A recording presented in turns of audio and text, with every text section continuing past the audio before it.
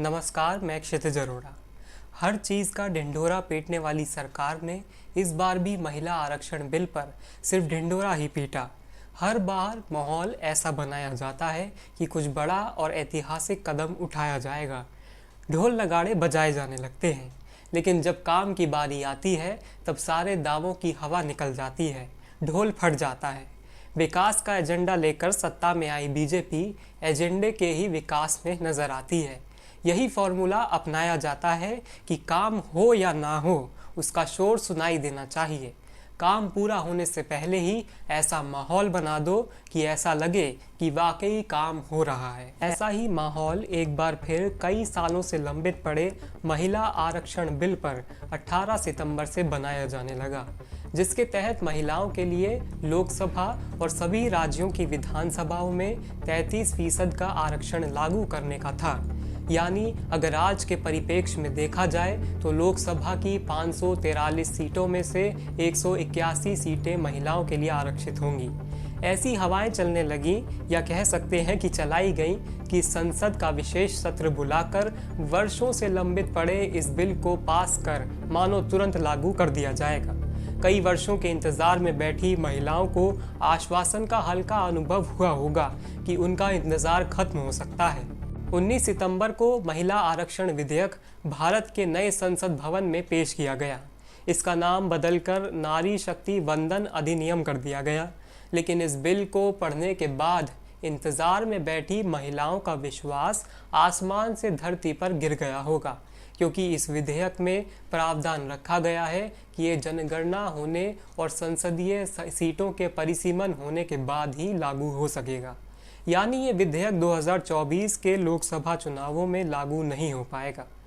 अब क्या ऐसे में सरकार से सवाल ना पूछा जाए कि अगर विधेयक को अभी लागू नहीं करना था, नहीं किया जा सकता था, तब इसको लेकर इतना ढिंढोरा क्यों पीटा गया? इस विधेयक को लाने की इतनी जल्दी अब क्या ही थी, जो बहुमत से भरी मोदी सरकार पिछले 10 सालों में नहीं ला पाई और अब चुनाव के इतने नज़दीक संसद के विशेष सत्र में पास कराया गया, जबकि ये 2024 के लोकसभा चुनावों में लागू नहीं हो सकेगा। कुछ चीजें दलगत राजनीति से ऊपर होती हैं और महिलाओं का सशक्तिकरण और भागीदारी मुझे लगा था उसमें से एक है। मैं आज इस देश की एक महिला होने के नाते बोलना चाहती हूं, एक वो महिला जो नौकरी करती थी और फिर लगा कि सार्वजनिक जीवन में बदलाव का सबसे सशक्त माध्यम है राजनीति से जुड़ जाना। ऐसा इस देश की बहुत सारी महिलाओं को लगता है। एक आधी आबादी है जिसको यह लगता है कि उनका प्रतिनिधित्व होना चाहिए, उनको आरक्षण मिलना चाहिए। तो जब मोदी सरकार ने विमेंस रिजर्वेशन बिल की, महिला आरक्षण की बात की, तो हम प्रफुल्लित हो उठे। हमें लगा चलो जो काम हमने शुरू किया था, जिसकी ओरिजिनल शिल्पकार यूपीए की सरकार श्रीमती सोनिया गांधी थी, हमने राज्यसभा में बिल पारित कराया था, अब वो क्रियान्वित होगा। लेकिन अब पता चला कि मोदी जी की नीति और नियत दोनों में खोट है। आज भी महिला आरक्षण पर किंतु परंतु अपितु से पूरा बिल भरा पड़ा है। आज भी यह जुमला इसलिए दिया गया क्योंकि अपनी आगामी हार साफ दिख रही है और मोदी जी के स्कोर कार्ड पर नील बटा सन्नाटा है। तो महिलाओं को एक जुमला दे दिया गया महिला आरक्षण का, लेकिन असलियत इस बिल में साफ हो गई, क्योंकि यह बिल साफ तौर से कहता है कि महिला आरक्षण तभी होगा जब पहले जनगणना होगी, फिर डिलिमिटेशन होगा और उसके बाद महिला आरक्षण क्रियान्वित होगा। मतलब 2029 से पहले महिला आरक्षण संभव ही नहीं है। जिन लोगों को लग रहा था कि 2024 में 10 साल सत्ता चलाने के बाद मोदी जी एक काम तो अच्छा कर जाएंगे, उनको भी ठग लिया मोदी जी ने। आज इस देश की महिलाएं अपने आप को ठगा महसूस कर रही हैं, क्योंकि डिलिमिटेशन, जनगणना होते होते 2029 तक ही यह संभव हो पाएगा। अभी जब मैं ये वीडियो बना रहा हूँ तब इस बिल को लोकसभा में 454 वोटों के साथ पास करा लिया गया है, जबकि इसके विरोध में 2 वोट पड़े। ये 2 लोग थे AIMIM के अध्यक्ष असदुद्दीन ओवैसी, जो हैदराबाद से सांसद हैं, और उन्हीं की पार्टी के इम्तियाज़ जलील, जो औरंगाबाद से सांसद हैं। इन दोनों सांसदों ने विरोध में वोट करने पर स्पष्टीकरण दिया कि इस बिल में OBC और मुस्लिम महिलाओं के लिए आरक्षण के अंदर आरक्षण सुनिश्चित नहीं किया गया है।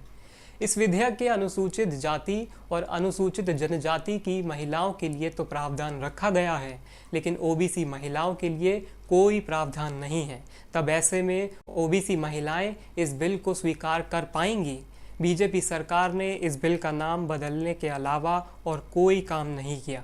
ये वही विधेयक है जो कांग्रेस ने 2010 में पास करने की कोशिश की थी, जो कि तब राज्यसभा में तो पास हो गया था, लेकिन उसमें ओबीसी वर्ग को शामिल नहीं करने के कारण सपा सांसद मुलायम सिंह समेत कई अन्य पार्टियों ने इसका विरोध किया था, जिसकी वजह से ये विधेयक 2010 में लोकसभा से पारित नहीं हो पाया था।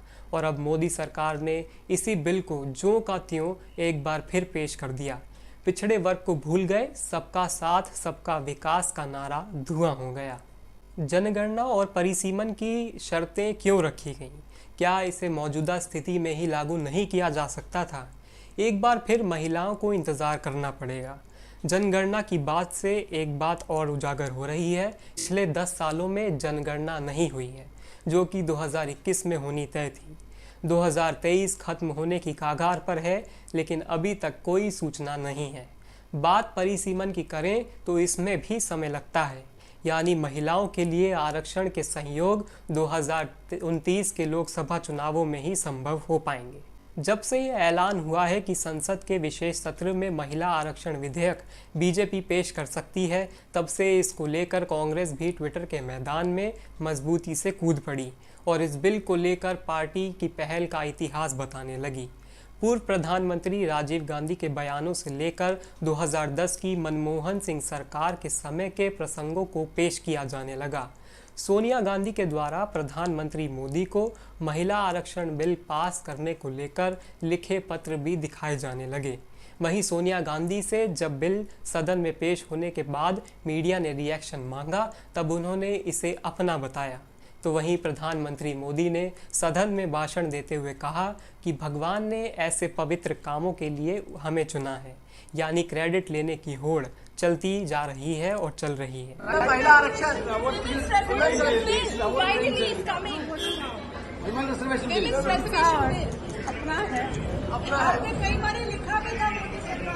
महिला आरक्षण को लेकर संसद में पहले भी कुछ प्रयास हुए हैं।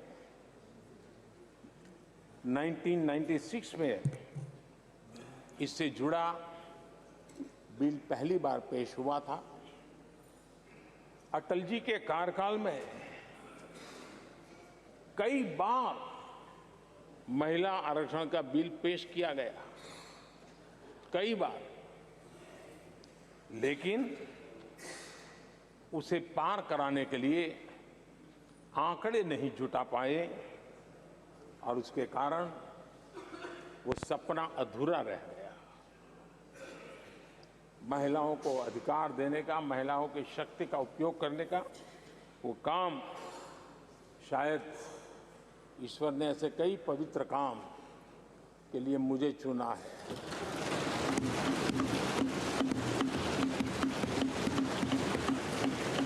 देखा जाए तो पहली बार एच.डी. देवगौड़ा की सरकार ने 1996 में इस बिल को पहली बार पेश किया था। तब भी ये पास नहीं हो पाया था, क्योंकि इसमें एससी और एसटी के अलावा अन्य पिछड़ा वर्ग के लिए आरक्षण नहीं था। लेकिन इस बार पास हो गया। महिला आरक्षण का बाजा बजा कर सबको सुना दिया गया है। क्या वोट बटोरने का ये जरिया बन सकता है, और किसके लिए बन सकता है, ये तो आने वाले समय में, जिसकी बारात 2024 में निकलेगी, पता चल ही जाएगा। लेकिन एक नज़र इस पर भी रखिएगा कि 2024 में क्या सभी पार्टियां अपनी पार्टी के भीतर 33% टिकट महिलाओं को देती हैं, या उनके लिए ये एक चुनावी मजबूरी है और वोट बटोरने का तरीका। नमस्कार, मैं क्षितिज अरोड़ा।